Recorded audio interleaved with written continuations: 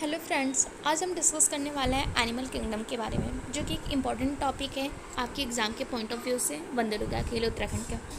तो first of all animal kingdom 1 marks में ये क्वेश्चन सिंपल सा क्वेश्चन आ सकता है कि एनिमल किंगडम किसने दे रखा था। तो ये एनिमल किंगडम का जो पूरा कॉन्सेप्ट है ये दिया गया है बाय रॉबर्ट एच विटिकर। कौन से ईयर में दिया था? इन 1969। जनरली इन्होंने जो 5 मतलब एनिमल को 5 कैटेगरी में डिवाइड कर रखा था। एनिमल्स के जितने भी मतलब कि अलग अलग स्पीसीज़ वगैरह जो भी होती हैं उनको 5 पार्ट्स में डिवाइड कर रखा था, जिसको क्या बोला जाता है? किंगडम बोला जाता है। और इन्होंने जो क्लासिफिकेशन दे रखा था वो एक तरह से जो हमारे प्रोकैरियोटिक और यूकैरियोटिक सेल है उनकी बेसिस पे थोड़ा बहुत दे रखा था।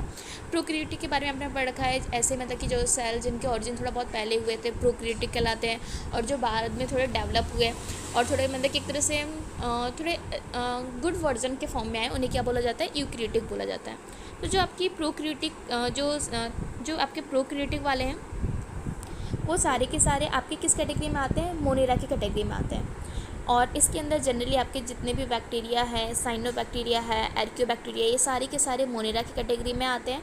और जो आपका यूकैरियोटिक होता है, जो हमारे प्रोकैरियोटिक सेल होते हैं वो आपको पता है कि सारे के सारे यूनिसेलुलर होते हैं। तो मोनेरा मतलब कि जितने भी ये सारे बैक्टीरिया, साइनोबैक्टीरिया, एर्कियोबैक्टीरिया है, ये सारे के सारे यूनिसेलुलर वाले कैटेगरी में आते हैं। बट जो हमारा यूकैरियोटिक होता है वो यूनिसेलुलर भी हो सकता है और मल्टी सेलुलर भी हो सकता है। अगर यूनिसेलुलर है, यूकैरियोटिक सेल पाए जा रहे हैं और साथ में यूनिसेलुलर है, तो उसको क्या बोलो? उसको किस कैटेगरी में रखा उन्होंने? प्रोटिस्टा।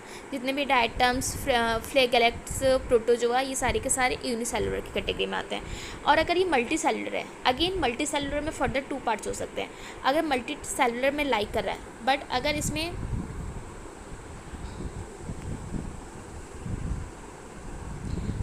सेल वॉल है, with cell wall, without cell wall, तो अगेन आपको पता है जो प्लांट सेल होते हैं इनमें सेल वॉल पाया जाता है, और जो एनिमल सेल होता है उसमें सेल वॉल नहीं पाया जाता है। तो अगर ये सेल वॉल के साथ है, इट मीन्स कि ये 2 कैटेगरी में अगेन हो सकता है, प्लांट्स की कैटेगरी में और फंगी के कैटेगरी में। तो जितने भी प्लांट्स होते हैं और इसमें एक्सेप्शन हो जाएगा मोनेरा और जो प्रोटिस्टा, क्योंकि ऑलरेडी वो इंक्लूड किया जा चुका है, तो प्लांट्स की कैटेगरी में आ जाएंगे।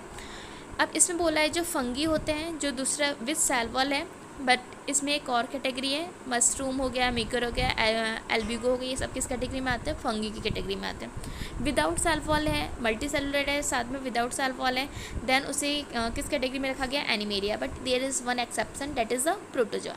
Thanks for watching. So this is all about the animal kingdom.